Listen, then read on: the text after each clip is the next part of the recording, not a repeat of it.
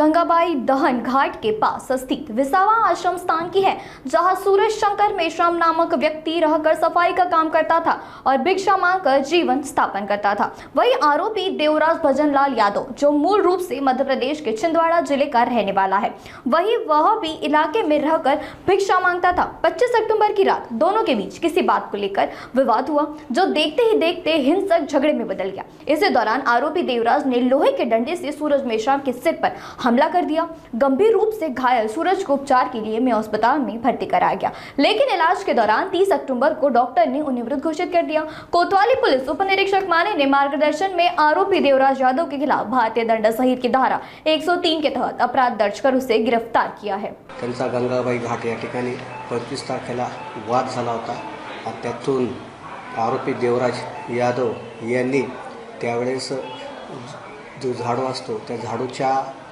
मॉपनी, म्हणजे पाठीमागच्या मॉपनी त्याला डोक्यावरती मारहाण केली।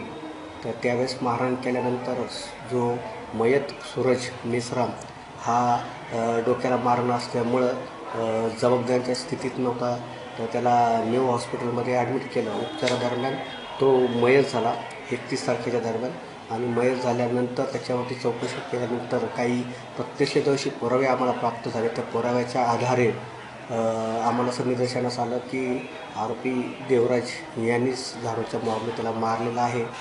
यावरून आकस्मिक चौकशी API संतोष बोयले हे करीत असताना त्यांना ते पुरावे मिळाल्यानंतर त्यांनी सरकारतर्फे फिर्याद दाखल करून कोतवाली पोलीस ठाणे येथे अपक्रमांक 362/2025 कलम 103(1) BNS ॲक्टप्रमाणे गुन्हा दाखल केलेला आहे। आरोपीला अटक केलेलं आहे आणि आरोपीच्या विरोधात पुरावा संकलित करण्याचं काम प्रगतीवर आहे। यामध्ये काही गुन्ह्याचे काही रेकॉर्ड आहे का? काय आरोपी काही काम नाही करायचं का?